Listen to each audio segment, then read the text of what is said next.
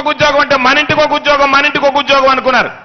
చంద్రబాబు అధికారంలోకి వచ్చిన తర్వాత నేను చెప్పినటువంటిది ఇంటికి ఒక ఉద్యోగం అంటే మీ ఇంటికి ఒక ఉద్యోగం అని కాదు, నా ఇంటికి ఒక ఉద్యోగం అని కొడుకు లోకేష్ బాబుకు 2 ఉద్యోగాలు ఇచ్చాడు. శాసనమండలి సభ్యుడిగా ఇచ్చాడు, మంత్రిగా ఇచ్చాడు. ఆ తర్వాత పాపం ఈ రోజు ఆయన కలలు కంటున్నాడు. ఏమని? బావి ముఖ్యమంత్రిగా నా బిడ్డ ఉండాలి లోకేష్ అని చెప్పి ఆ పిల్లవాడు ఈ మధ్య చెప్పాడు. సామెత ఉంది కదా, ఆవు చేలో మేస్తే దూడ గట్టిన మేస్తుందా అని చెప్పి ఈ మధ్య చెప్పాడు.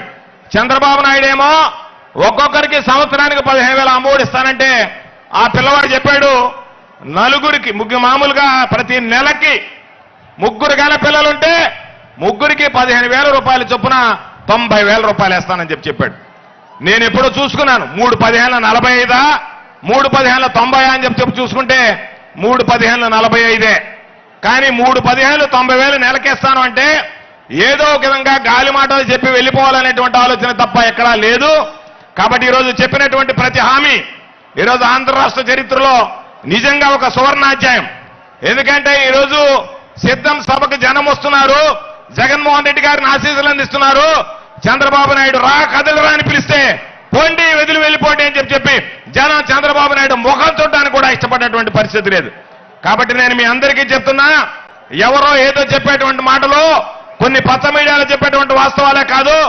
సూర్యుడు తూర్పున ఉదయిస్తాడు, పడమట అస్తమిస్తాడనేటువంటిది ఎంత వాస్తవమో 2024 ఎన్నికల్లో తిరిగి ఆంధ్ర రాష్ట్రంలో వైఎస్ఆర్ కాంగ్రెస్ పార్టీ అధికారంలోకి వస్తుంది. తిరిగి జగన్మోహన్ రెడ్డి గారి రాష్ట్రానికి ముఖ్యమంత్రిగా ప్రమాణ స్వీకారం చేస్తాడనేటువంటిది అంతే వాస్తవం అని చెప్పి సందర్భంగా మీ అందరికీ మనవి చేస్తున్నాను. కాబట్టి ఇచ్చినటువంటి ప్రతి మాటకి కట్టుబడి, చేసినటువంటి ప్రతి వాగ్దానానికి నిలబడి, ప్రజల మనిషిగా, రైతు పక్షపాతిగా, మహిళల పక్షపాతిగా, అన్ని వర్గాల ప్రజలకు సంబంధించి, అన్ని వయసులకు సంబంధించి ఎక్కడెక్కడ ప్రజలకు అండగా నిలవాలనేటువంటి దాని మీద ఇచ్చినటువంటి ప్రతి హామీ నిలబెట్టుకుంటే ఈరోజు మనం సిద్ధమన్నాం, మనం పిడికిలు బిగించాం. అదే దాన్ని కాపీ కొట్టి ఈరోజు సంసిద్ధం అని చెప్పి చంద్రబాబు నాయుడు గారు మాట్లాడుతున్నాడు. అంటే మనం సిద్ధము అంటే జగనన్న మరోసారి మీ సేవకు సిద్ధం అని చెప్పి వస్తున్నాడు. చంద్రబాబు నాయుడు మరోసారి 2014 ఎన్నికలకు ముందు నేను ఏ విధంగా హామీలు ఇచ్చి మిమ్మల్ని మోసం చేశానో ఆ హామీలు మరొకసారి ఇచ్చి మిమ్మల్ని మోసం చేయడానికి నేను సంసిద్ధంగా ఉన్నాను అని చెప్పి వచ్చేటువంటి సందర్భం అని చెప్పి మీ అందరికీ సందర్భంగా తెలియజేస్తూ, రేపు జరిగేటువంటి ఎన్నికల్లో ఏదైతే మన స్లోగన్ ఉందో వై నాట్ 175, ఖచ్చితంగా నేను మరలా చెప్తున్నా, కుప్పంలో కూడా వైఎస్ఆర్ కాంగ్రెస్ పార్టీ విజయం సాధించడం ఖాయం. ఎందుకంటే చంద్రబాబు నాయుడు సొంత ఊరిలో పోటీ చేయలేనటువంటి వాడు. చంద్రబాబు నాయుడిది నారావారిపల్లి చంద్రగిరి నియోజకవర్గం.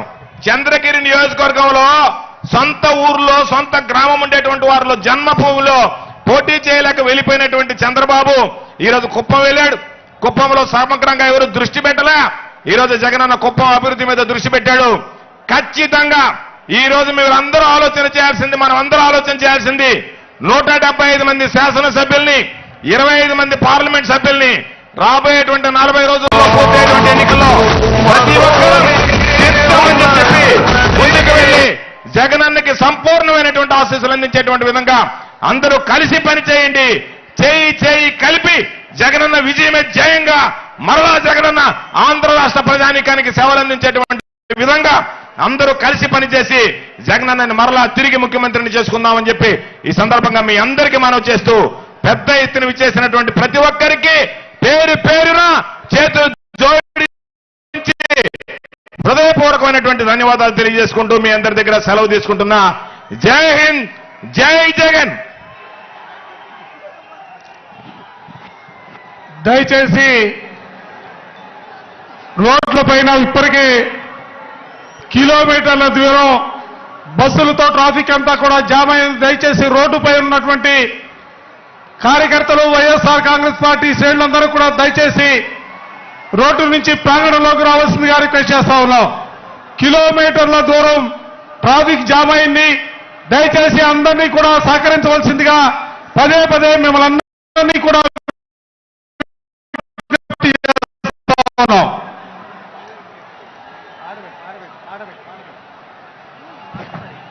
ఆ తర్వాత చెవిరెడ్డి భాస్కర్ రెడ్డి గారిని మాట్లాడవలసిందిగా రిక్వెస్ట్ చేస్తున్నాం.